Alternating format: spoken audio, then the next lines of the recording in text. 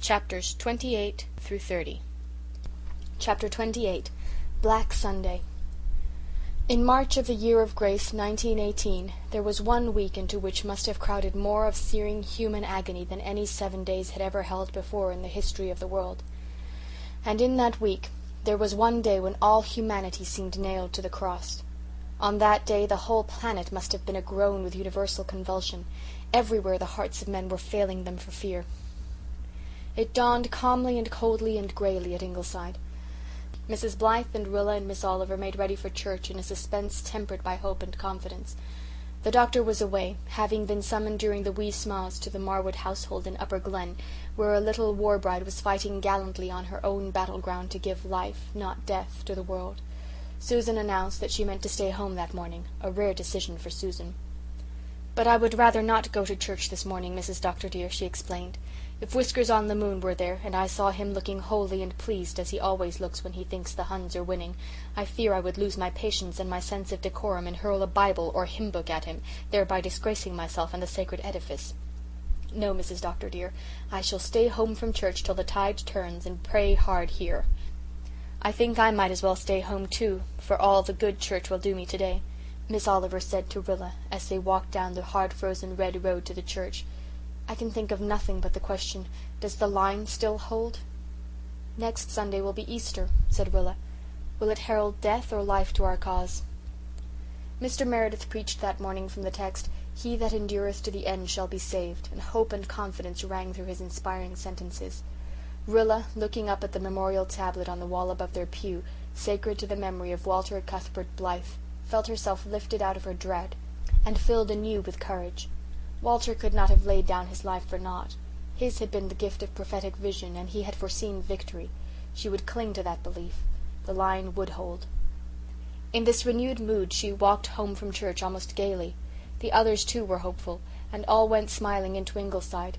There was no one in the living room save Jims, who had fallen asleep on the sofa, and Doc, who sat hushed in grim repose on the hearthrug, looking very Hydeish indeed.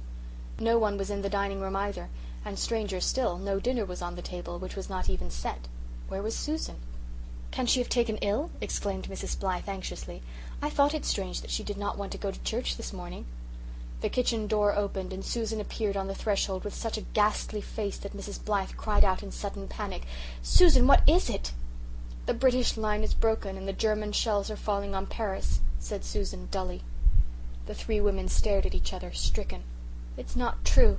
It's not," gasped Rilla. "The thing would be ridiculous," said Gertrude Oliver, and then she laughed horribly. "Susan, who told you this? When did the news come?" asked Mrs. Blythe.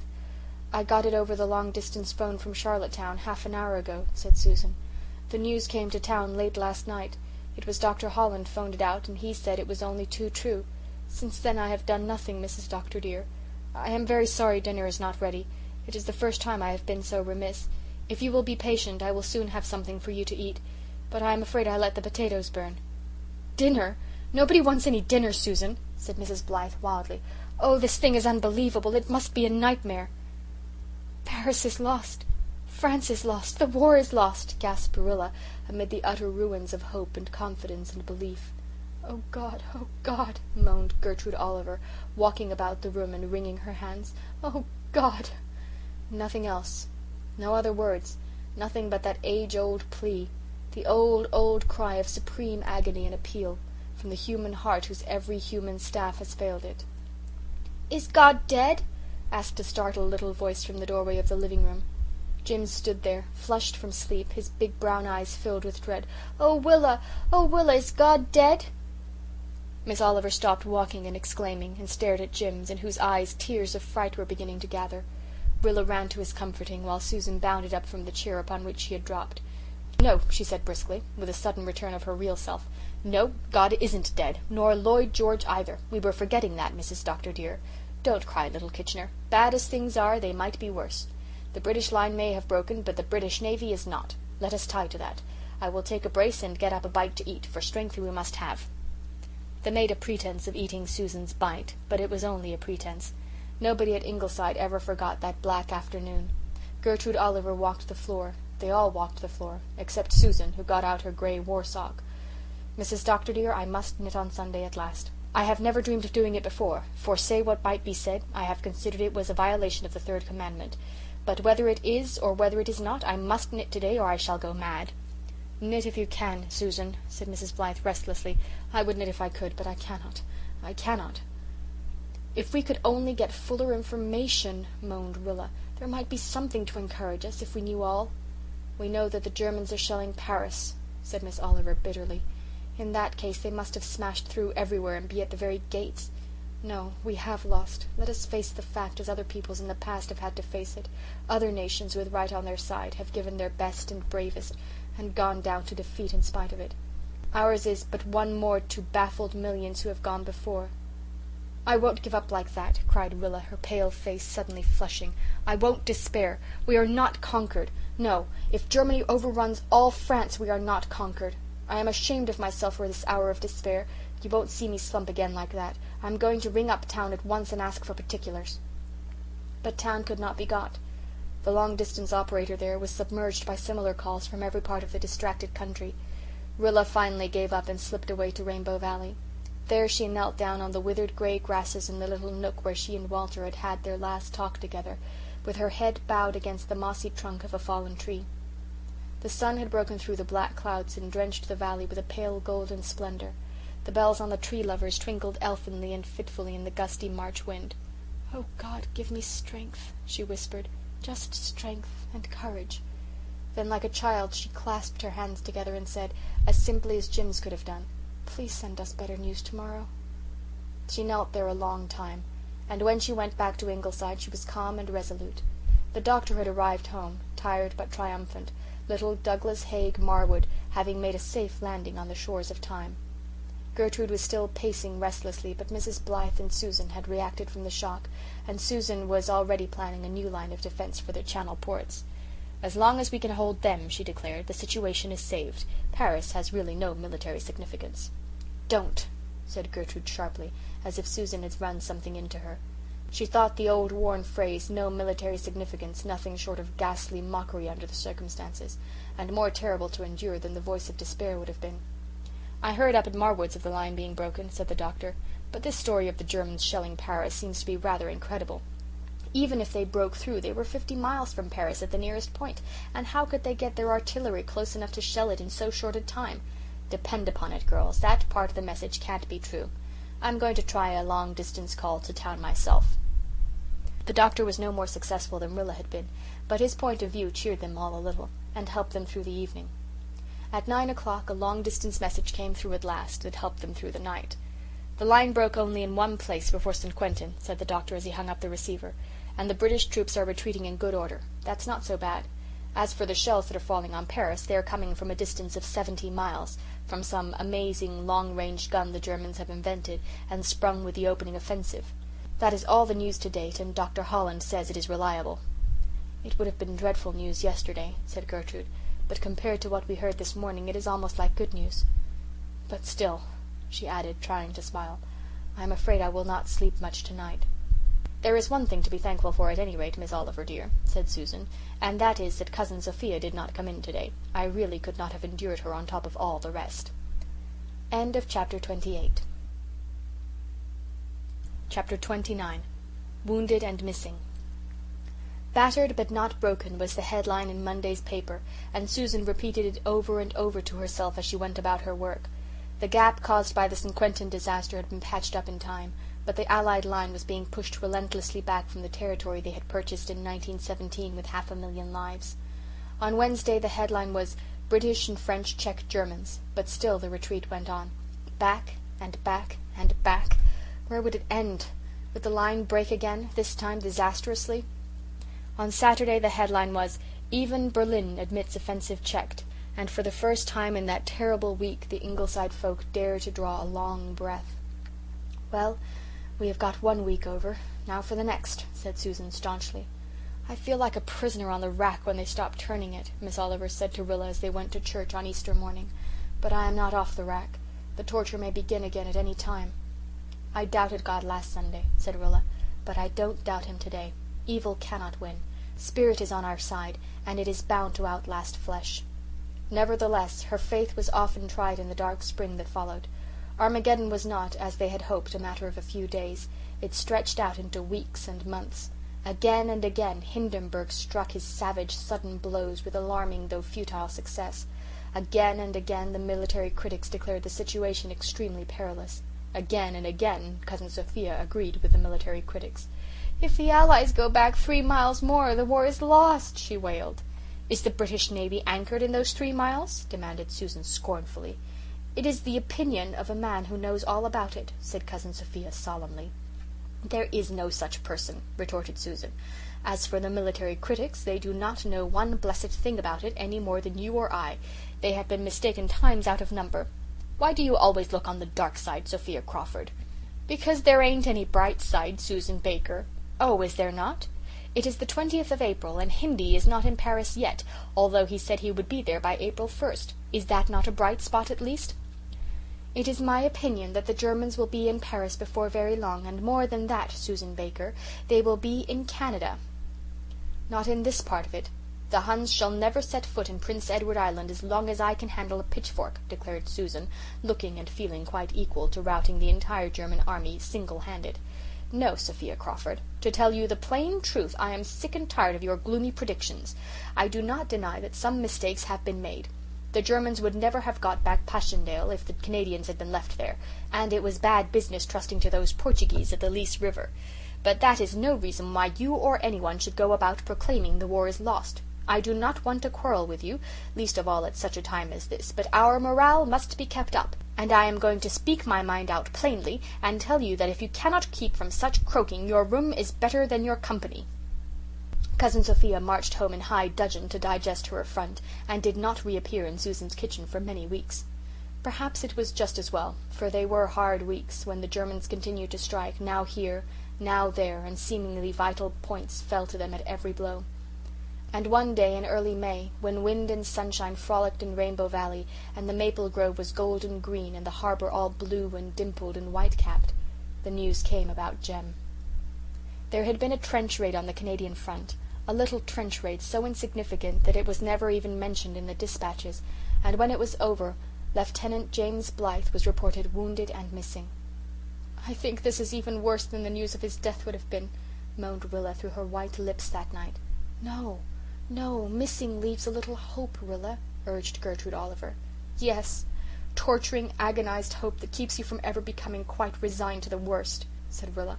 "Oh, Miss Oliver, must we go for weeks and months not knowing whether Jem is alive or dead? Perhaps we will never know. I cannot bear it. I cannot. Walter, and now Jem. This will kill Mother. Look at her face, Miss Oliver, and you will see that. And Faith, poor Faith, how can she bear it?" Gertrude shivered with pain. She looked up at the pictures hanging over Rilla's desk and felt a sudden hatred of Mona Lisa's endless smile. "Will not even this blot it off your face?" she thought savagely. But she said gently, "No, it will not kill your mother. She's made of finer metal than that. Besides, she refuses to believe Jem is dead. She will cling to hope, and we must all do that. Faith, you may be sure, will do it." "I cannot," moaned Rilla. "Jem was wounded. What chance would he have? Even if the Germans found him, we know how they have treated wounded prisoners. I wish I could hope, Miss Oliver. It would help, I suppose, but hope seems dead in me. I can't hope without some reason for it, and there is no reason." When Miss Oliver had gone to her own room and Rilla was lying on her bed in the moonlight, praying desperately for a little strength, Susan stepped in like a gaunt shadow and sat down beside her. "Rilla, dear, do not you worry. Little Jem is not dead." "Oh, how can you believe that, Susan?" "Because I know. Listen you to me. When that word came this morning, the first thing I thought of was Dog Monday, and tonight, as soon as I got the supper dishes washed and the bread set, I went down to the station. There was Dog Monday waiting for the train, just as patient as usual. Now, Rilla, dear, that trench raid was 4 days ago, last Monday, and I said to the station agent, 'Can you tell me if that dog howled or made any kind of a fuss last Monday night?' He thought it over a bit, and then he said, 'No, he did not.' 'Are you sure?' I said. 'There's more depends on it than you think.' 'Dead sure,' he said. 'I was up all night last Monday night because my mare was sick, and there was never a sound out of him. I would have heard if there had been, for the stable door was open all the time, and his kennel is right across from it. Now, Rilla, dear, Those were the man's very words, and you know how that poor little dog howled all night after the Battle of Courcelette. Yet he did not love Walter as much as he loved Jem. If he mourned for Walter like that, do you suppose he would sleep sound in his kennel the night after Jem had been killed? No, Rilla dear, little Jem is not dead, and that you may tie to. If he were, Dog Monday would have known, just as he knew before, and he would not still be waiting for the trains. It was absurd, and irrational, and impossible, but Rilla believed it for all that, and Mrs. Blythe believed it, and the doctor, though he smiled faintly in pretended derision, felt an odd confidence replace his first despair. And foolish and absurd or not, they all plucked up heart and courage to carry on, just because a faithful little dog at the Glen station was still watching with unbroken faith for his master to come home. Common sense might scorn, incredulity might mutter mere superstition, but in their hearts the folk of Ingleside stood by their belief that Dog Monday knew. End of Chapter 29. Chapter 30. The Turning of the Tide. Susan was very sorrowful when she saw the beautiful old lawn of Ingleside ploughed up that spring and planted with potatoes, yet she made no protest, even when her beloved peony bed was sacrificed. But when the government passed the daylight saving law, Susan balked. There was a higher power than the Union government, to which Susan owed allegiance.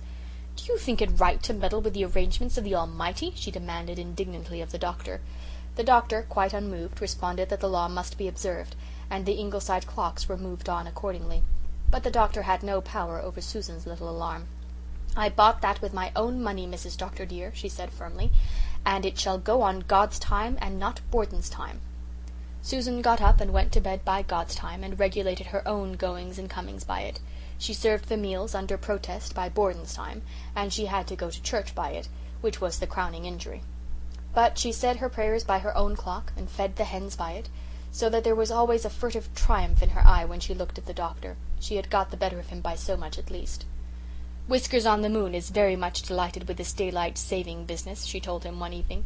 "Of course he naturally would be, since I understand that the Germans invented it. I hear he came near losing his entire wheat crop lately. Warren Mead's cows broke into the field one day last week. It was the very day the Germans captured the Chemin des Dames, which may have been a coincidence or may not, and were making a fine havoc of it when Mrs. Dick Clow happened to see them from her attic window. At first she had no intention of letting Mr. Pryor know. She told me she had just gloated over the sight of those cows pasturing on his wheat. She felt it served him exactly right, but presently she reflected that the wheat crop was a matter of great importance, and that save and serve meant that those cows must be routed out as much as it meant anything. So she went down and phoned over to Whiskers about the matter. All the thanks she got was that he said something queer right out to her. She is not prepared to state that it was actually swearing, for you cannot be sure just what you hear over the phone, but she has her own opinion, and so have I. But I will not express it, for here comes Mr. Meredith, and Whiskers is one of his elders, so we must be discreet. "Are you looking for the new star?" asked Mr. Meredith, joining Miss Oliver and Rilla, who were standing among the blossoming potatoes, gazing skyward. "Yes, we have found it. See, it is just above the tip of the tallest old pine." "It's wonderful to be looking at something that happened 3,000 years ago, isn't it?" said Rilla. "That is when astronomers think the collision took place which produced this new star. It makes me feel horribly insignificant," she added under her breath. "Even this event cannot dwarf into what may be the proper perspective in star systems the fact that the Germans are again only one leap from Paris," said Gertrude restlessly. "I think I would like to have been an astronomer," said Mr. Meredith dreamily, gazing at the star. "There must be a strange pleasure in it," agreed Miss Oliver, "an unearthly pleasure in more senses than one. I would like to have a few astronomers for my friends." "Fancy talking the gossip of the hosts of heaven," laughed Rilla. "I wonder if astronomers feel a very deep interest in earthly affairs," asked the doctor. "Perhaps students of the canals of Mars would not be so keenly sensitive to the significance of a few yards of trenches lost or won on the Western Front." "I have read somewhere," said Mr. Meredith, "that Ernest Renan wrote one of his books during the siege of Paris in 1870 and enjoyed the writing of it very much. I suppose one would call him a philosopher." "I have read also," said Miss Oliver, "that shortly before his death he said that his only regret in dying was that he must die before he had seen what that extremely interesting young man, the great Emperor, would do in his life. If Ernest Renan walked today and saw what that interesting young man had done to his beloved France, not to speak of the world, I wonder if his mental detachment would be as complete as it was in 1870. "I wonder where Jem is tonight," thought Rilla, in a sudden bitter inrush of remembrance. It was over a month since the news had come about Jem. Nothing had been discovered concerning him, in spite of all efforts. 2 or 3 letters had come from him, written before the trench raid, and since then there had been only unbroken silence. Now the Germans were again at the Marne, pressing nearer and nearer Paris. Now rumours were coming of another Austrian offensive against the Piave line. Rilla turned away from the new star, sick at heart. It was one of the moments when hope and courage failed her utterly, when it seemed impossible to go on even one more day. If only they knew what had happened to Jem. You can face anything, you know, but a beleaguerment of fear and doubt and suspense is a hard thing for the morale. Surely, if Jem were alive, some word would have come through. He must be dead. Only they would never know. They could never be quite sure, and Dog Monday would wait for the train until he died of old age. Monday was only a poor, faithful, rheumatic little dog who knew nothing more of his master's fate than they did. Rilla had a white night and did not fall asleep until late. When she wakened, Gertrude Oliver was sitting at her window, leaning out to meet the silver mystery of the dawn. Her clever, striking profile, with the masses of black hair behind it, came out clearly against the pallid gold of the eastern sky. Rilla remembered Jem's admiration of the curve of Miss Oliver's brow and chin, and she shuddered. Everything that reminded her of Jem was beginning to give intolerable pain. Walter's death had inflicted on her heart a terrible wound, but it had been a clean wound and had healed slowly as such wounds do, though the scar must remain forever. But the torture of Jem's disappearance was another thing. There was a poison in it that kept it from healing. The alternations of hope and despair, the endless watching each day for the letter that never came, that might never come, the newspaper tales of ill usage of prisoners, the bitter wonder as to Jem's wound, all were increasingly hard to bear. Gertrude Oliver turned her head. There was an odd brilliancy in her eyes. "Rilla, I've had another dream." "Oh, no, no," cried Rilla, shrinking. Miss Oliver's dreams had always foretold coming disaster. "Rilla, it was a good dream. Listen. I dreamed just as I did 4 years ago, that I stood on the veranda steps and looked down the glen. And it was still covered by waves that lapped about my feet, but as I looked the waves began to ebb, and they ebbed as swiftly as 4 years ago they rolled in, ebbed out and out to the gulf, and the glen lay before me, beautiful and green, with a rainbow spanning Rainbow Valley, a rainbow of such splendid colour that it dazzled me, and I woke. Rilla Blythe, the tide has turned." "I wish I could believe it," sighed Rilla. "'Sooth was my prophecy of fear, believe it when it augurs cheer,'" quoted Gertrude almost gaily. "I tell you I have no doubt." Yet in spite of the great Italian victory at the Piave that came a few days later, she had doubt many a time in the hard month that followed. And when in mid-July the Germans crossed the Marne again, despair came sickeningly. It was idle, they all felt, to hope that the miracle of the Marne would be repeated. But it was. Again, as in 1914, the tide turned at the Marne. The French and the American troops struck their sudden smashing blow on the exposed flank of the enemy, and with the almost inconceivable rapidity of a dream, the whole aspect of the war changed. "The Allies have won 2 tremendous victories," said the doctor on 20th July. "It is the beginning of the end. I feel it, said Mrs. Blythe. "Thank God," said Susan, folding her trembling old hands. Then she added under her breath, "But it won't bring our boys back." Nevertheless, she went out and ran up the flag, for the first time since the fall of Jerusalem. As it caught the breeze and swelled gallantly out above her, Susan lifted her hand and saluted it, as she had seen Shirley do. "We've all given something to keep you flying," she said. 400,000 of our boys gone overseas, 50,000 of them killed. But you are worth it." The wind whipped her grey hair about her face, and the gingham apron that shrouded her from head to foot was cut on lines of economy, not of grace. Yet somehow, just then, Susan made an imposing figure. She was one of the women, courageous, unquailing, patient, heroic, who had made victory possible. In her they all saluted the symbol for which their dearest had fought. Something of this was in the doctor's mind as he watched her from the door. "Susan," he said when she turned to come in, "from first to last of this business you have been a brick." Chapter 31. Mrs. Matilda Pitman. Rilla and Jims were standing on the rear platform of their car when the train stopped at the little Millward siding. The August evening was so hot and close that the crowded cars were stifling. Nobody ever knew just why trains stopped at Millward siding. Nobody was ever known to get off there or get on.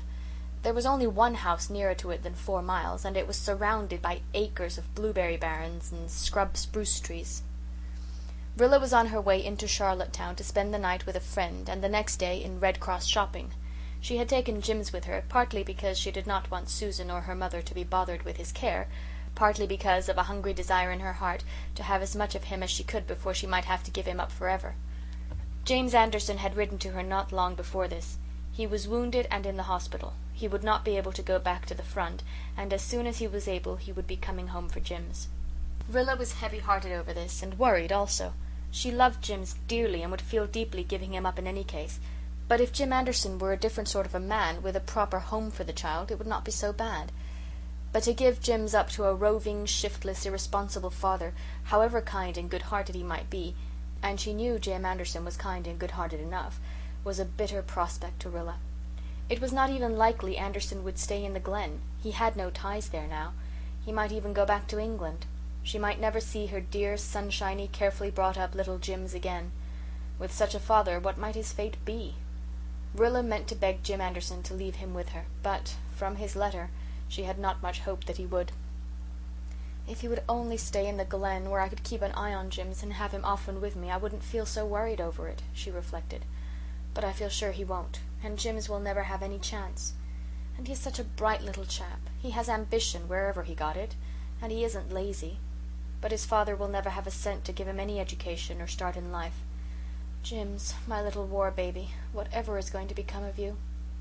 Jims was not in the least concerned over what was to become of him. He was gleefully watching the antics of a striped chipmunk that was frisking over the roof of the little siding. As the train pulled out, Jims leaned eagerly forward for a last look at Chippy, pulling his hand from Rilla's. Rilla was so engrossed in wondering what was to become of Jim in the future that she forgot to take notice of what was happening to him in the present. What did happen was that Jims lost his balance, shot headlong down the steps, hurtled across the little siding platform, and landed in a clump of bracken fern on the other side. Rilla shrieked and lost her head. She sprang down the steps and jumped off the train. Fortunately, the train was still going at a comparatively slow speed. Fortunately also, Rilla retained enough sense to jump the way it was going. Nevertheless, she fell and sprawled helplessly down the embankment, landing in a ditch full of a rank growth of goldenrod and fireweed. Nobody had seen what had happened, and the train whisked briskly away round a curve in the barrens. Rilla picked herself up, dizzy but unhurt, scrambled out of the ditch and flew wildly across the platform, expecting to find Jims dead or broken in pieces. But Jims, except for a few bruises and a big fright, was quite uninjured. He was so badly scared that he didn't even cry, but Rilla, when she found that he was safe and sound, burst into tears and sobbed wildly. "Nasty old twain," remarked Jims in disgust. "And nasty old God," he added with a scowl at the heavens. A laugh broke into Rilla's sobbing, producing something very like what her father would have called hysterics, but she caught herself up before the hysteria could conquer her. "Rilla Blythe, I'm ashamed of you. Pull yourself together immediately. Jims, you shouldn't have said anything like that." "God threw me off the twain," declared Jims defiantly. "Somebody threw me. You didn't throw me, so it was God." "No, it wasn't. You fell because you let go of my hand and bent too far forward. I told you not to do that, so it was your own fault." Jims looked to see if she meant it, then glanced up at the sky again. "Excuse me then, God," he remarked airily. Rilla scanned the sky also. She did not like its appearance. A heavy thundercloud was appearing in the northwest. What in the world was to be done? There was no other train that night, since the 9 o'clock special ran only on Saturdays. Would it be possible for them to reach Hannah Brewster's house 2 miles away before the storm broke? Rilla thought she could do it alone easily enough, but with Jims it was another matter. Were his little legs good for it? "We've got to try it," said Rilla desperately. "We might stay in the siding until the thunderstorm is over, but it may keep on raining all night, and anyway it'll be pitch dark. If we can get to Hannah's, she will keep us all night." Hannah Brewster, when she had been Hannah Crawford, had lived in the Glen and gone to school with Rilla. They had been good friends then, though Hannah had been 3 years the older. She had married very young and had gone to live in Millward. What with hard work and babies and a ne'er-do-well husband, her life had not been an easy one, and Hannah seldom revisited her old home. Rilla had visited her once soon after her marriage, but had not seen her or even heard of her for years.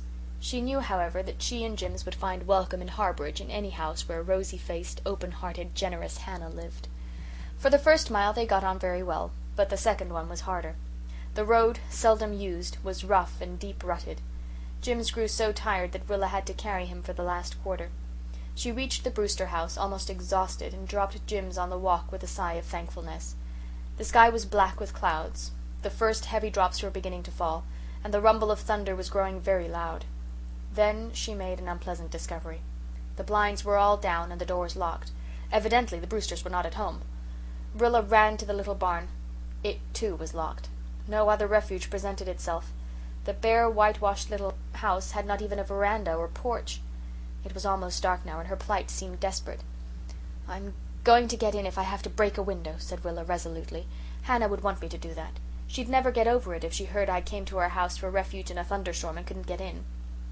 Luckily she did not have to go to the length of actual housebreaking. The kitchen window went up quite easily.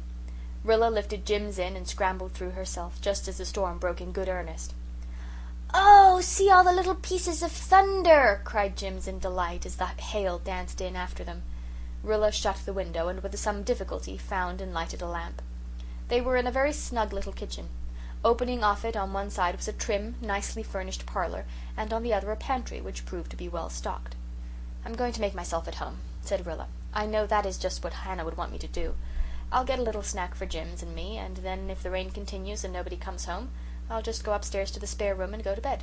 There's nothing like acting sensibly in an emergency. If I had not been a goose when I saw Jims fall off the train, I'd have rushed back into the car and got someone to stop it. Then I wouldn't have been in this scrape. Since I am in it, I'll make the best of it. This house," she added, looking around, "is fixed up much nicer than when I was here before. Of course Hannah and Ted were just beginning housekeeping then, but somehow I've had the idea that Ted hasn't been very prosperous. He must have done better than I've been led to believe when they can afford furniture like this. I'm awfully glad for Hannah's sake." The thunderstorm passed, but the rain continued to fall heavily. At 11 o'clock Rilla decided that nobody was coming home. Jims had fallen asleep on the sofa. She carried him up to the spare room and put him to bed. Then she undressed, put on a nightgown she found in the washstand drawer, and scrambled sleepily in between the very nice lavender-scented sheets. She was so tired after her adventures and exertions that not even the oddity of her situation could keep her awake. She was sound asleep in a few minutes. Rilla slept until 8 o'clock the next morning, and then wakened with startling suddenness. Somebody was saying in a harsh, gruff voice, "Here, you two, wake up. I want to know what this means." Rilla did wake up, promptly and effectually. She had never in all her life wakened up so thoroughly before.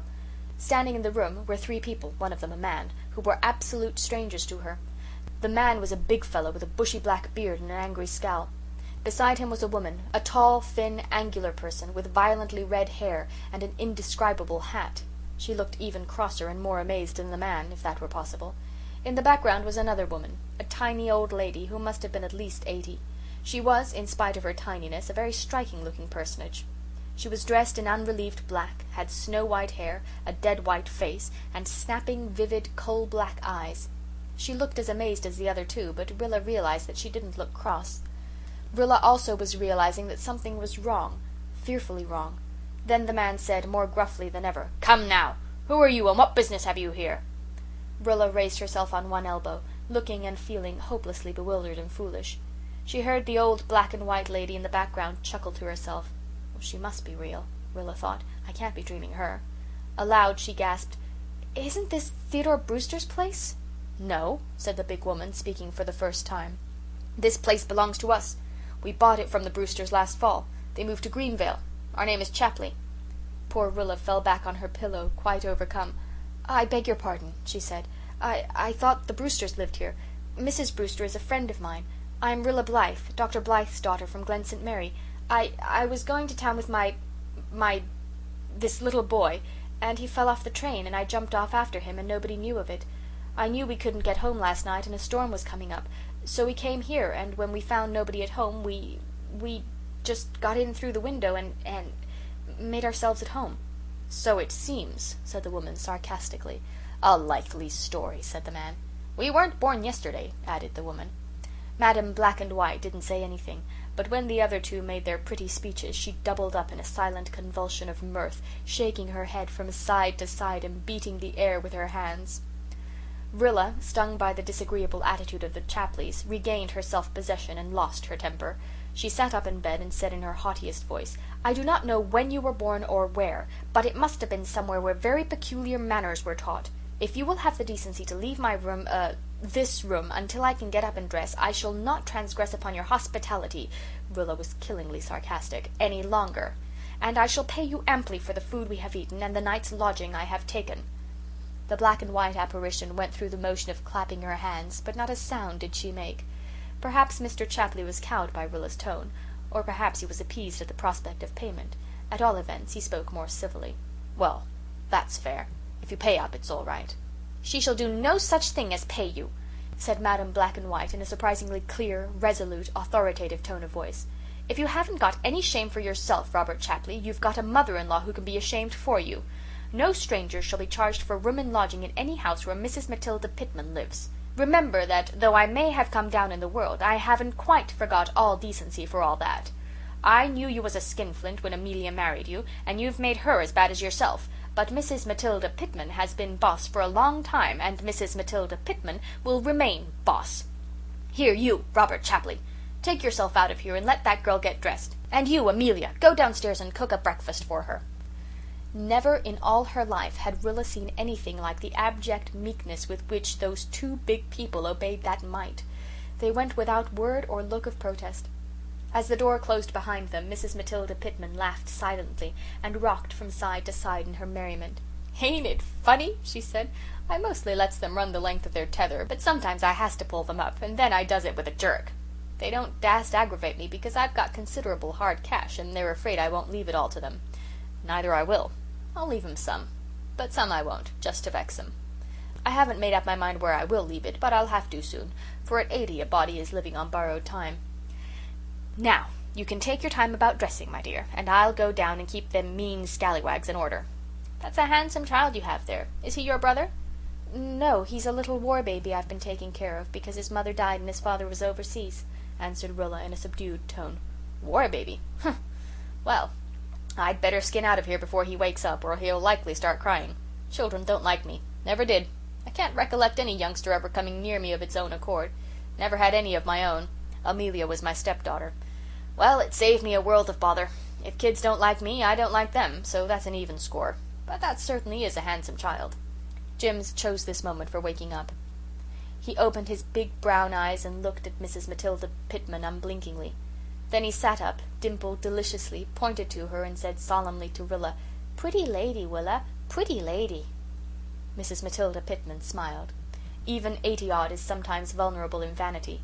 "I've heard that children and fools tell the truth," she said. "I was used to compliments when I was young, but they're scarcer when you get as far along as I am. I haven't had one for years. It tastes good. I s'pose now, you monkey, you wouldn't give me a kiss." Then Jims did quite a surprising thing. He was not a demonstrative youngster, and was chary with kisses even to the Ingleside people, but without a word he stood up in bed, his plump little body encased only in his undershirt, ran to the footboard, flung his arms about Mrs. Matilda Pitman's neck, and gave her a bear hug, accompanied by 3 or 4 hearty, ungrudging smacks. "Jims!" protested Rilla, aghast at his liberty. "You leave him be," ordered Mrs. Matilda Pitman, setting her bonnet straight. "Laws, I like to see someone that isn't skeered of me. Everybody is. You are, though you're trying to hide it. And why?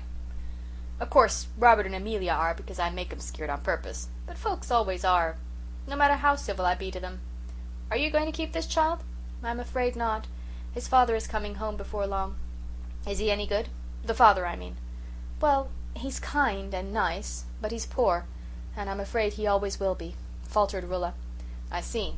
Shiftless. Can't make or keep. Well, I'll see. I have an idea. It's a good idea, and besides, it'll make Robert and Amelia squirm. That's its main merit in my eyes, though I like that child, mind you, because he ain't scared of me. He's worth some bother. Now you get dressed, as I said before, and come down when you're good and ready." Rilla was stiff and sore after her tumble and walk of the night before, but she was not long in dressing herself and Jims. When she went down to the kitchen she found a smoking hot breakfast on the table. Mr. Chapley was nowhere in sight, and Mrs. Chapley was cutting bread with a sulky air. Mrs. Matilda Pitman was sitting in an armchair, knitting a grey army sock. She still wore her bonnet and her triumphant expression. "Set right in, dears, and make a good breakfast," she said. "I'm not hungry," said Rilla almost pleadingly. "I don't think I can eat anything. and it is time I was starting for the station. The morning train will be along soon. Please excuse me and let us go. I'll take a piece of bread and butter for Jims." Mrs. Matilda Pitman shook a knitting needle playfully at Rilla. "Sit down and take your breakfast," she said. "Mrs. Matilda Pitman commands you. Everybody obeys Mrs. Matilda Pitman, even Robert and Amelia. You must obey her too." Rilla did obey her. She sat down, and such was the influence of Mrs. Matilda Pitman's mesmeric eye, she ate a tolerable breakfast. The obedient Amelia never spoke. Mrs. Matilda Pitman did not speak either, but she knitted furiously and chuckled. When Rilla had finished, Mrs. Matilda Pitman rolled up her sock. "Now you can go if you want to," she said, "but you don't have to go. You can stay here as long as you want to, and I'll make Amelia cook your meals for you." The independent Miss Blythe, whom a certain clique of junior Red Cross girls accused of being domineering and bossy, was thoroughly cowed. "Thank you," she said meekly, "but we really must go." "Well then," said Mrs. Matilda Pitman, throwing open the door, "your conveyance is ready for you. I told Robert he must hitch up and drive you to the station. I enjoy making Robert do things. It's almost the only sport I have left. I'm over 80, and most things have lost their flavour except bossing Robert." Robert sat before the door on the front seat of a trim, double-seated, rubber-tired buggy. He must have heard every word his mother-in-law said, but he gave no sign. "I do wish," said Rilla, plucking up what little spirit she had left, "that you would let me then she quailed again before Mrs. Matilda Pitman's eye. "Recompense you for Mrs. Matilda Pitman said before, and she meant it, that she doesn't take pay for entertaining strangers, nor let other people where she lives do it, much as their natural meanness would like to do it. You go along to town, and don't forget to call the next time you come this way. Don't be scared. Not that you are scared of much, I reckon, considering the way you sassed Robert back this morning. I like your spunk. Most girls nowadays are such timid, skeery creatures. When I was a girl I wasn't afraid of nothing nor nobody. Mind you take good care of that boy. He ain't any common child. And make Robert drive round all the puddles in the road. I won't have that new buggy splashed." As they drove away, Jims threw kisses at Mrs. Matilda Pitman as long as he could see her, and Mrs. Matilda Pitman waved her sock back at him. Robert spoke no word, either good or bad, all the way back to the station, but he remembered the puddles. When Rilla got out at the siding she thanked him courteously. The only response she got was a grunt as Robert turned his horse and started for home. "Well," Rilla drew a long breath, "I must try to get back into Rilla Blythe again. I've been somebody else these past few hours. I don't know just who. Some creation of that extraordinary old person's. I believe she hypnotized me. What an adventure this will be to write the boys." And then she sighed. Bitter remembrance came that there were only Jerry, Ken, Carl and Shirley to write it to now. Jem, who would have appreciated Mrs. Matilda Pitman keenly. Where was Jem? Chapter 32. Word from Jem. 4th August 1918. It is 4 years tonight since the dance at the lighthouse. 4 years of war. It seems like 3 times 4. I was 15 then. I am 19 now. I expected that these past 4 years would be the most delightful years of my life, and they have been years of war, years of fear and grief and worry, but I humbly hope of a little growth in strength and character as well. Today I was going through the hall and I heard Mother saying something to Father about me. I didn't mean to listen. I couldn't help hearing her as I went along the hall and upstairs, so perhaps that is why I heard what listeners are said never to hear, something good of myself. And because it was Mother who said it, I'm going to write it here in my journal, for my comforting when days of discouragement come upon me, in which I feel that I am vain and selfish and weak and that there is no good thing in me. Rilla has developed in a wonderful fashion these past 4 years. She used to be such an irresponsible young creature. She has changed into a capable, womanly girl, and she is such a comfort to me. Nan and Di have grown a little away from me. They have been so little at home. But Rilla has grown closer and closer to me. We're chums. I don't see how I could have got through these terrible years without her, Gilbert. There. That is just what Mother said, and I feel glad and sorry and proud and humble. It's beautiful to have my mother think that about me, but I don't deserve it quite. I'm not as good and strong as all that. There are heaps of times when I have felt cross and impatient and woeful and despairing. It is Mother and Susan who have been this family's backbone. But I have helped a little, I believe, and I'm so glad and thankful. The war news has been good right along. The French and Americans are pushing the Germans back and back and back. Sometimes I am afraid it is too good to last. After nearly 4 years of disasters, one has a feeling that this constant success is unbelievable. We don't rejoice noisily over it. Susan keeps the flag up, but we go softly. The price paid has been too high for jubilation. We are just thankful that it has not been paid in vain. No word has come from Jem.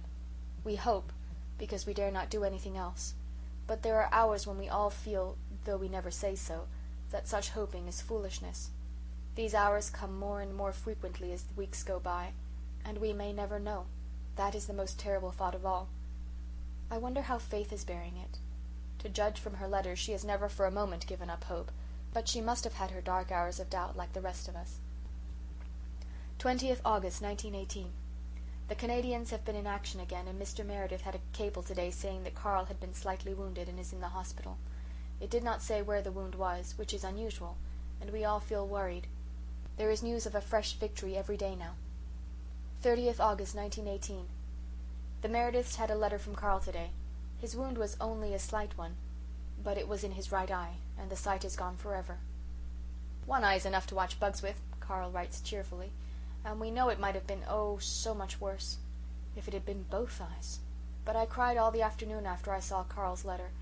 Those beautiful, fearless blue eyes of his. There is one comfort. He will not have to go back to the front. He is coming home as soon as he is out of the hospital, the first of our boys to return. When will the others come? And there is one who will never come. At least, we will not see him if he does. But oh, I think he will be there. When our Canadian soldiers return, there will be a shadow army with them, the army of the fallen. We will not see them, but they will be there." 1st September 1918. Mother and I went into Charlottetown yesterday to see the moving picture, Hearts of the World. I made an awful goose of myself. Father will never stop teasing me about it for the rest of my life. But it all seemed so horribly real, and I was so intensely interested that I forgot everything but the scenes I saw enacted before my eyes. And then, quite near the last, came a terribly exciting one. The heroine was struggling with a horrible German soldier who was trying to drag her away. I knew she had a knife. I had seen her hide it, to have it in readiness, and I couldn't understand why she didn't produce it and finish the brute. I thought she must have forgotten it, and just at the tensest moment of the scene I lost my head altogether. I just stood right up on my feet in that crowded house and shrieked at the top of my voice, "The knife is in your stocking! The knife is in your stocking!" I created a sensation. The funny part was that just as I said it, the girl did snatch out the knife and stab the soldier with it. Everybody in the house laughed. I came to my senses and fell back in my seat, overcome with mortification. Mother was shaking with laughter. I could have shaken her. Why hadn't she pulled me down and choked me before I had made such an idiot of myself? She protests that there wasn't time. Fortunately, the house was dark, and I don't believe there was anybody there who knew me. And I thought I was becoming sensible and self-controlled and womanly. It is plain I have some distance to go yet before I attain that devoutly desired consummation. 20th September 1918. In the east, Bulgaria has asked for peace, and in the west the British have smashed the Hindenburg line. And right here in Glen St. Mary, little Bruce Meredith has done something that I think wonderful. Wonderful because of the love behind it. Mrs. Meredith was here tonight and told us about it, and Mother and I cried, and Susan got up and clattered the things about the stove. Bruce always loved Jem very devotedly, and the child has never forgotten him in all these years. He has been as faithful in his way as Dog Monday was in his. We have always told him that Jem would come back, but it seems that he was in Carter Flagg's store last night, and he heard his Uncle Norman flatly declaring that Jem Blythe would never come back, and that the Ingleside folk might as well give up hoping he would. Bruce went home and cried himself to sleep. This morning his mother saw him going out of the yard, with a very sorrowful and determined look, carrying his pet kitten. She didn't think much more about it until later on he came in, with the most tragic little face, and told her, his little body shaking with sobs, that he had drowned Stripey. "Why did you do that?" Mrs. Meredith exclaimed. "To bring Jem back," sobbed Bruce. "I thought that if I sacrificed Stripey, God would send Jem back, so I drowned him, and oh, Mother, it was awful hard. But surely God will send Jem back now, 'cause Stripey was the dearest thing I had. I just told God I would give him Stripey if he would send Jem back, and he will, won't he, Mother?" Mrs. Meredith didn't know what to say to the poor child. She just could not tell him that perhaps his sacrifice wouldn't bring Jem back, that God didn't work that way. She told him that he mustn't expect it right away, that perhaps it would be quite a long time yet before Jem came back. But Bruce said, "It oughtn't to take longer'n a week, Mother. Oh, Mother, Stripey was such a nice little cat. He purred so pretty. Don't you think God ought to like him enough to let us have Jem?" Mr. Meredith is worried about the effect on Bruce's faith in God, and Mrs. Meredith is worried about the effect on Bruce himself if his hope isn't fulfilled. And I feel as if I must cry every time I think of it. It was so splendid and sad and beautiful. The dear, devoted little fellow. He worshipped that kitten. And if it all goes for nothing, as so many sacrifices seem to go for nothing, he will be broken-hearted, for he isn't old enough to understand that God doesn't answer our prayers just as we hope, and doesn't make bargains with us when we yield something we love up to him. 24th September 1918. I have been kneeling at my window in the moonshine for a long time, just thanking God over and over again. The joy of last night and today has been so great that it seemed half pain, as if our hearts weren't big enough to hold it. Last night I was sitting here in my room at 11 o'clock writing a letter to Shirley. Everyone else was in bed, except Father, who was out. I heard the telephone ring, and I ran out to the hall to answer it before it should awaken Mother. It was long-distance calling, and when I answered it said, "This is the Telegraph Company's office in Charlottetown. There is an overseas cable for Dr. Blythe." I thought of Shirley. My heart stood still. And then I heard him saying, "It's from Holland." The message was, "Just arrived. Escaped from Germany. Quite well. Writing. James Blythe." I didn't faint or fall or scream. I didn't feel glad or surprised. I didn't feel anything. I felt numb, just as I did when I heard Walter had enlisted. I hung up the receiver and turned round.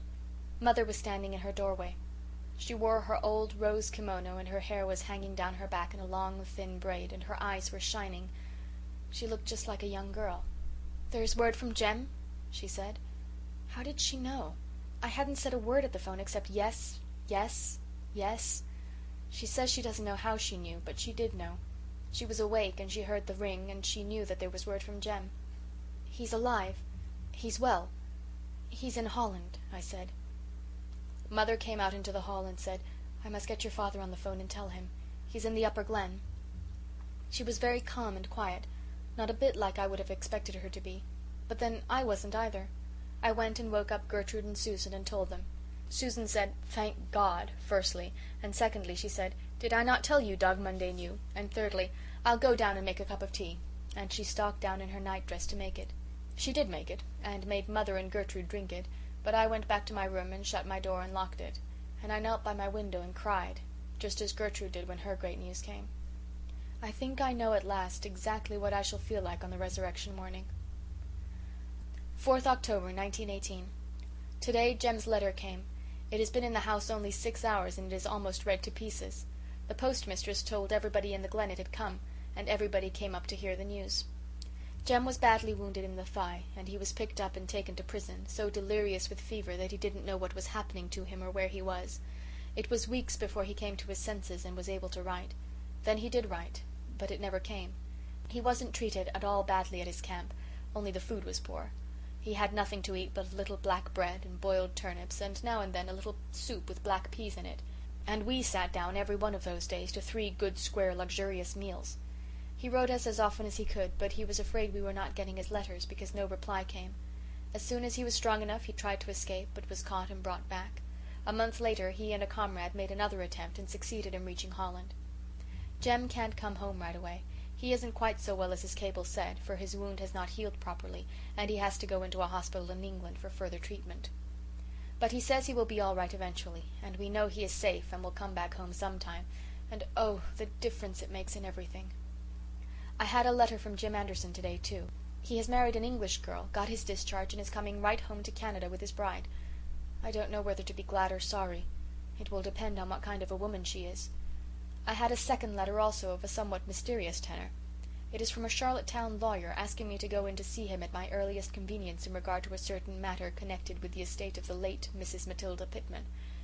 I read a notice of Mrs. Pitman's death, from heart failure, in the Enterprise a few weeks ago. I wonder if this summons has anything to do with Jim's. 5th October 1918. I went into town this morning and had an interview with Mrs. Pitman's lawyer, a little thin wispy man who spoke of his late client with such a profound respect that it is evident that he was as much under her thumb as Robert and Amelia were. He drew up a new will for her a short time before her death. She was worth $30,000, the bulk of which was left to Amelia Chapley, but she left $5,000 to me in trust for Jim's. The interest is to be used as I see fit for his education, and the principal is to be paid over to him on his 20th birthday. Certainly Jims was born lucky. I saved him from slow extinction at the hands of Mrs. Conover. Mary Vance saved him from death by diphtheric croup. His star saved him when he fell off the train. And he tumbled not only into a clump of bracken, but right into this nice little legacy. Evidently, as Mrs. Matilda Pitman said, and as I have always believed, he is no common child, and he has no common destiny in store for him. At all events, he is provided for, and in such a fashion that Jim Anderson can't squander his inheritance if he wanted to. Now, if the new English stepmother is only a good sort, I shall feel quite easy about the future of my war baby. I wonder what Robert and Amelia think of it. I fancy they will nail down their windows when they leave home after this. Chapters 33 and 34.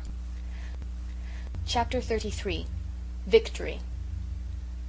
A day of chilling winds and gloomy skies, Rilla quoted one Sunday afternoon, the 6th of October to be exact. It was so cold that they had lighted a fire in the living room, and the merry little flames were doing their best to counteract the outside dourness. It's more like November than October. November is such an ugly month. Cousin Sophia was there, having again forgiven Susan, and Mrs. Martin Clow, who was not visiting on Sunday but had dropped in to borrow Susan's cure for rheumatism, that being cheaper than getting one from the doctor. "I'm afeared we're going to have an early winter," foreboded Cousin Sophia. "The muskrats are building awful big houses round the pond, and that's a sign that never fails. Dear me, how that child has grown." Cousin Sophia sighed again, as if it were an unhappy circumstance that a child should grow. "When do you expect his father?" "Next week," said Rilla. "Well, I hope the stepmother won't abuse the poor child," sighed Cousin Sophia. "But I have my doubts. I have my doubts. Anyhow, he'll be sure to feel the difference between his usage here and what he'll get anywhere else. You've spoiled him so, Rilla, waiting on him hand and foot the way you've always done." Rilla smiled and pressed her cheek to Jim's curls. She knew sweet-tempered, sunny little Jims was not spoiled. Nevertheless, her heart was anxious behind her smile. She, too, thought much about the new Mrs. Anderson, and wondered uneasily what she would be like. "I can't give Jims up to a woman who won't love him," she thought rebelliously. "I believe it's going to rain," said Cousin Sophia. "We have had an awful lot of rain this fall already. It's going to make it awful hard for people to get their roots in. It wasn't so in my young days. We generally had beautiful Octobers then, but the seasons is altogether different now from what they used to be." Clear across Cousin Sophia's doleful voice cut the telephone bell. Gertrude Oliver answered it. "Yes? What? What? Is it true? Is it official? Thank you, thank you." Gertrude turned and faced the room dramatically, her dark eyes flashing, her dark face flushed with feeling. All at once the sun broke through the thick clouds and poured through the big crimson maple outside the window. Its reflected glow enveloped her in a weird, immaterial flame. She looked like a priestess performing some mystic, splendid rite. "Germany and Austria are suing for peace," she said. Rilla went crazy for a few minutes. She sprang up and danced around the room, clapping her hands, laughing, crying. "Sit down, child," said Mrs. Clow, who never got excited over anything, and so had missed a tremendous amount of trouble and delight in her journey through life. "Oh," cried Rilla, "I have walked the floor for hours in despair and anxiety these past few years. Now let me walk in joy. It was worth living long, dreary years for this minute, and it would be worth living them again just to look back to it. Susan, let's run up the flag, and we must phone the news to everyone in the Glen." "Can we have as much sugar as we want to now?" asked Jims eagerly. It was a never-to-be-forgotten afternoon. As the news spread, excited people ran about the village and dashed up to Ingleside. The Merediths came over and stayed to supper, and everybody talked and nobody listened. Cousin Sophia tried to protest that Germany and Austria were not to be trusted and that it was all part of a plot, but nobody paid the least attention to her. "This Sunday makes up for that one in March," said Susan. "I wonder," said Gertrude dreamily, apart to Rilla, "if things won't seem rather flat and insipid when peace really comes. After being fed for 4 years on horrors and fears, terrible reverses, amazing victories, won't anything less be tame and uninteresting? How strange and blessed and dull it will be not to dread the coming of the mail every day." "We must dread it for a little while yet, I suppose," said Rilla.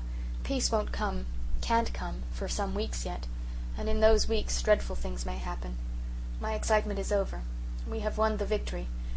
But oh, what a price we have paid." "Not too high a price for freedom," said Gertrude softly. "Do you think it was, Rilla?" "No," said Rilla under her breath. She was seeing a little white cross on a battlefield of France. No, not if those of us who live will show ourselves worthy of it. If we keep faith." "We will keep faith," said Gertrude. She rose suddenly. A silence fell around the table, and in the silence Gertrude repeated Walter's famous poem, The Piper. When she finished, Mr. Meredith stood up and held up his glass.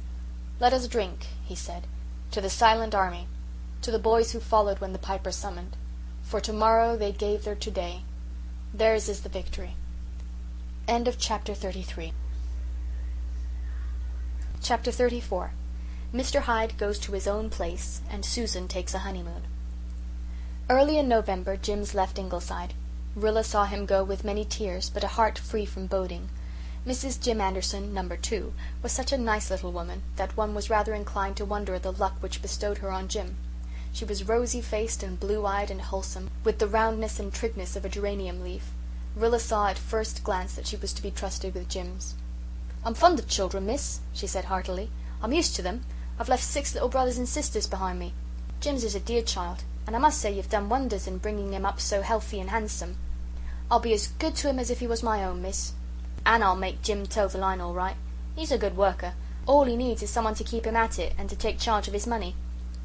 We've rented a little farm just out of the village, and we're going to settle down there. Jim wanted to stay in England, but I says no. I hankered to try a new country, and I've always thought Canada would suit me." "I'm so glad you're going to live near us. You'll let Jims come here often, won't you? I love him dearly." "No doubt you do, miss, for a lover-blood child I never did see. We understand, Jim and me, what you've done for him, and you won't find us ungrateful. He can come here whenever you want him, and I'll always be glad of any advice from you about his bringing up. He's more your baby than anyone else's, I should say, and I'll see that you get your fair share of him, miss." So Jims went away, with the soup tureen, though not in it. Then the news of the armistice came, and even Glen St. Mary went mad. That night the village had a bonfire and burned the Kaiser in effigy. The fishing village boys turned out and burned all the sandhills off in one grand, glorious conflagration that extended for 7 miles. Up at Ingleside, Rilla ran laughing to her room. "Now I'm going to do a most unladylike and inexcusable thing," she said as she pulled her green velvet hat out of its box. "I am going to kick this hat about the room until it is without form and void, and I shall never, as long as I live, wear anything of that shade of green again." "You've certainly kept your vow pluckily," laughed Miss Oliver. "It wasn't pluck, it was sheer obstinacy. I'm rather ashamed of it," said Rilla, kicking joyously. "I wanted to show Mother. It's mean to want to show your own mother. Most unfilial conduct. But I have shown her. And I've shown myself a few things. Oh, Miss Oliver, just for one moment I'm really feeling quite young again. Young and frivolous and silly. Did I ever say November was an ugly month? Why, it's the most beautiful month in the whole year. Listen to the bells ringing in Rainbow Valley. I never heard them so clearly. They're ringing for peace and new happiness and all the dear, sweet, sane, homey things that we can have again now, Miss Oliver. Not that I am sane just now. I don't pretend to be. The whole world is having a little crazy spell today. Soon we'll sober down and keep faith and begin to build up our new world. But just for today, let's be mad and glad." Susan came in from the outdoor sunlight looking supremely satisfied. "Mr. Hyde is gone," she announced. "Gone? Do you mean he is dead, Susan?" "No, Mrs. Dr. dear, that beast is not dead. But you will never see him again, I feel sure of that." "Don't be so mysterious, Susan. What has happened to him?"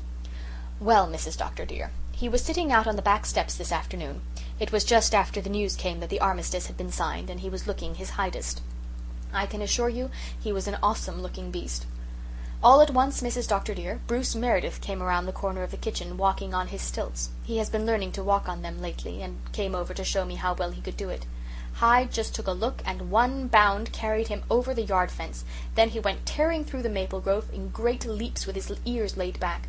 You never saw a creature so terrified, Mrs. Dr. dear. He has never returned. Oh, he'll come back, Susan, probably chastened in spirit by his fright. We will see, Mrs. Dr. dear, we will see. Remember, the armistice has been signed. And that reminds me that Whiskers-on-the-Moon had a paralytic stroke last night. I am not saying it is a judgment on him, because I am not in the counsels of the Almighty, but one can have one's own thoughts about it. Neither Whiskers-on-the-Moon nor Mr. Hyde will be much more heard of in Glen St. Mary, Mrs. Dr. dear, and that you may tie to." Mr. Hyde certainly was heard of no more. As it could hardly have been his fright that kept him away, the Ingleside folk decided that some dark fate of shot or poison had descended on him, except Susan, who believed and continued to affirm that he had merely gone to his own place. Rilla lamented him, for she had been very fond of her stately golden pussy, and had liked him quite as well in his weird Hyde moons as in his tame Jekyll ones. "And now, Mrs. Dr. dear," said Susan, "since the fall house cleaning is over and the garden truck is all safe in cellar, I am going to take a honeymoon to celebrate the peace." "A honeymoon, Susan?" "Yes, Mrs. Dr. dear, a honeymoon," repeated Susan firmly. "I shall never be able to get a husband, but I am not going to be cheated out of everything, and a honeymoon I intend to have. I am going to Charlottetown to visit my married brother and his family. His wife has been ailing all the fall, but nobody knows whether she is going to die or not. She never did tell anyone what she was going to do until she did it. That is the main reason why she was never liked in our family. But to be on the safe side, I feel that I should visit her. I have not been in town for over a day for 20 years, and I have a feeling that I might as well see one of those moving pictures there is so much talk of, so as not to be wholly out of the swim. But have no fear that I shall be carried away with them, Mrs. Dr. dear. I shall be away a fortnight if you can spare me so long." "You certainly deserve a good holiday, Susan. Better take a month. That is the proper length for a honeymoon." "No, Mrs. Dr. dear. A fortnight is all I require. Besides, I must be home for at least 3 weeks before Christmas to make the proper preparations. We will have a Christmas that is a Christmas this year, Mrs. Dr. dear." "Do you think there is any chance of our boys being home for it?"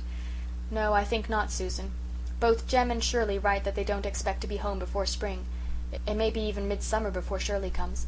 But Carl Meredith will be home, and Nan and I, and we will have a grand celebration once more. We'll set chairs for all, Susan, as you did at our first war Christmas." "Yes, for all. For my dear lad whose chair must always be vacant, as well as for the others, Susan." "It is not likely I would forget his place, Mrs. Dr. dear," said Susan, wiping her eyes as she departed to pack up for her honeymoon. Chapter 35. Rilla, my Rilla. Carl Meredith and Miller Douglas came home just before Christmas, and Glen St. Mary met them at the station with a brass band borrowed from Lowbridge and speeches of home manufacture. Miller was brisk and beaming in spite of his wooden leg. He had developed into a broad-shouldered, imposing-looking fellow, and the D.C. medal he wore reconciled Miss Cornelia to the shortcomings of his pedigree to such a degree that she tacitly recognized his engagement to Mary. The latter put on a few airs, especially when Carter Flagg took Miller into his store as head clerk, but nobody grudged them to her.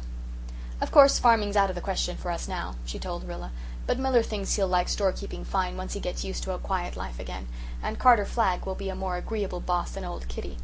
We're going to be married in the fall and live in the old Mead house with the bay windows and the mansard roof. I've always thought that the handsomest house in the Glen, but never did I dream I'd ever live there. We're only renting it, of course, but if things go as we expect and Carter Flagg takes Miller into partnership, we'll own it some day. Say, I've got on some in society, haven't I, considering what I come from? I never aspired to being a storekeeper's wife. But Miller's real ambitious, and he'll have a wife that'll back him up. He says he never saw a French girl worth looking at twice, and that his heart beat true to me every moment he was away." Jerry Meredith and Joe Milgrave came back in January, and all winter the boys from the Glen and its environs came home by 2s and 3s. None of them came back just as they went away, not even those who had been so fortunate as to escape injury. One spring day, when the daffodils were blowing on the Ingleside lawn, and the banks of the brook in Rainbow Valley were sweet with white and purple violets, the little, lazy afternoon accommodation train pulled into the Glen station. It was very seldom that passengers for the Glen came by that train, so nobody was there to meet it except the new station agent and a small black and yellow dog, who for 4.5 years had met every train that had steamed into Glen St. Mary. Thousands of trains had Dog Monday met, and never had the boy he waited and watched for returned. Yet still Dog Monday watched on with eyes that never quite lost hope. Perhaps his dog heart failed him at times. He was growing old and rheumatic. When he walked back to his kennel after each train had gone, his gait was very sober now. He never trotted, but went slowly with a drooping head and a depressed tail that had quite lost its old saucy uplift. One passenger stepped off the train, a tall fellow in a faded lieutenant's uniform, who walked with a barely perceptible limp. He had a bronzed face, and there were some grey hairs in the ruddy curls that clustered around his forehead. The new station agent looked at him anxiously. He was used to seeing the khaki-clad figures come off the train, some met by a tumultuous crowd, others who had sent no word of their coming, stepping off quietly like this one. But there was a certain distinction of bearing and features in this soldier that caught his attention and made him wonder a little more interestedly who he was. A black and yellow streak shot past the station agent. Dog Monday stiff? Dog Monday rheumatic? Dog Monday old? Never believe it. Dog Monday was a young pup, gone clean mad with rejuvenating joy. He flung himself against the tall soldier with a bark that choked in his throat from sheer rapture. He flung himself on the ground and writhed in a frenzy of welcome. He tried to climb the soldier's khaki legs and slipped down and grovelled in an ecstasy that seemed as if it must tear his little body in pieces. He licked his boots, and when the lieutenant had, with laughter on his lips and tears in his eyes, succeeded in gathering the little creature up in his arms, Dog Monday laid his head on the khaki shoulder and licked the sunburned neck, making queer sounds between barks and sobs. The station agent had heard the story of Dog Monday. He knew now who the returned soldier was. Dog Monday's long vigil was ended. Jem Blythe had come home.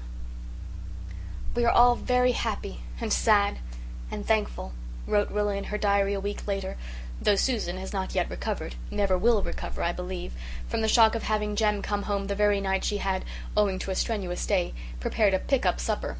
I shall never forget the sight of her, tearing madly about from pantry to cellar, hunting out stored-away goodies.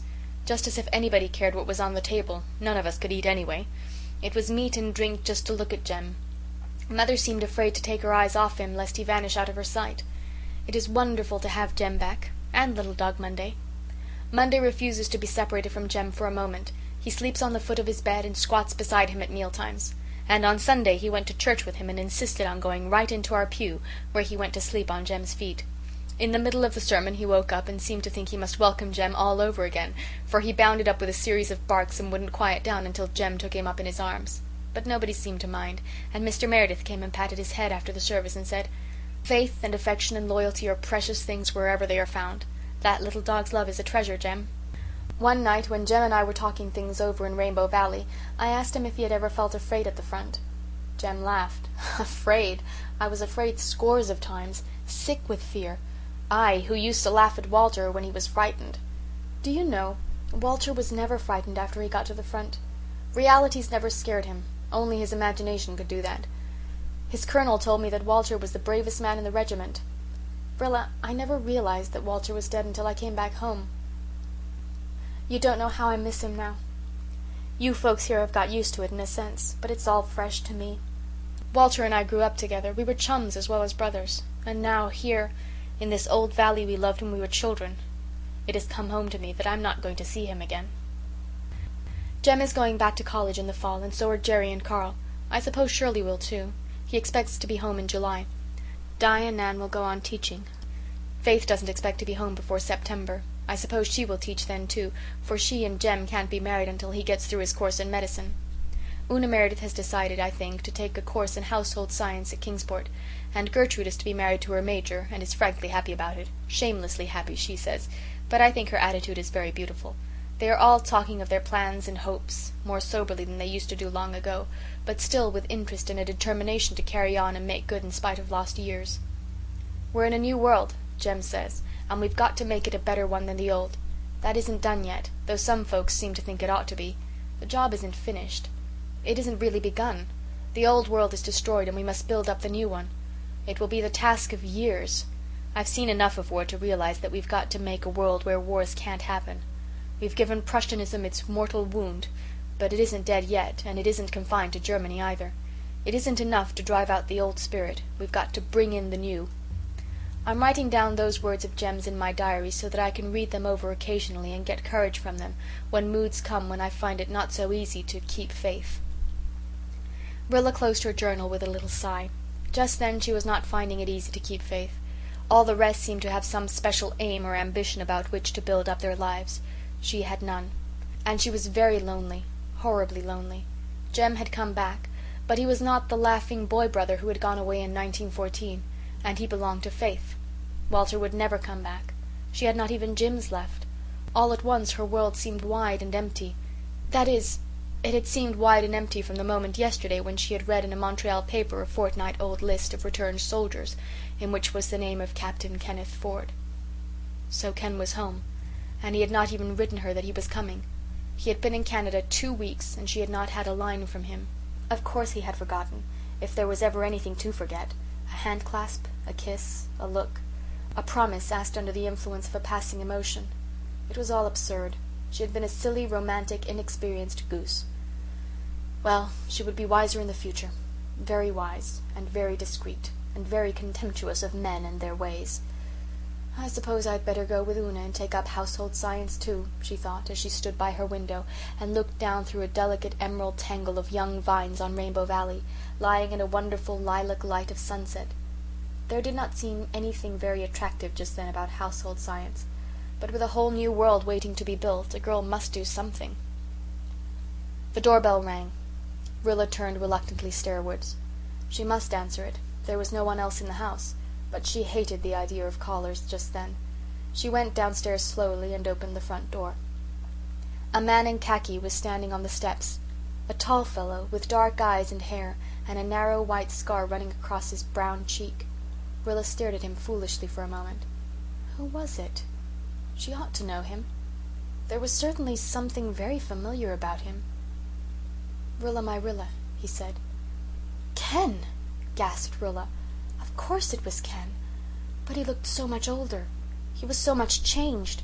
That scar, the lines about his eyes and lips. Her thoughts went whirling helplessly. Ken took the uncertain hand she held out and looked at her. The slim Rilla of 4 years ago had rounded out into symmetry. He had left a schoolgirl and he found a woman with wonderful eyes and a dented lip and rose-bloom cheek, a woman altogether beautiful and desirable, the woman of his dreams. "Is it Rilla, my Rilla?" he asked meaningly. Emotion shook Rilla from head to foot. Joy, happiness, sorrow, fear, every passion that had wrung her heart in those 4 long years seemed to surge up in her soul for a moment as the deeps of being were stirred. She had tried to speak. At first her voice would not come. Then, "Yeth," said Rilla.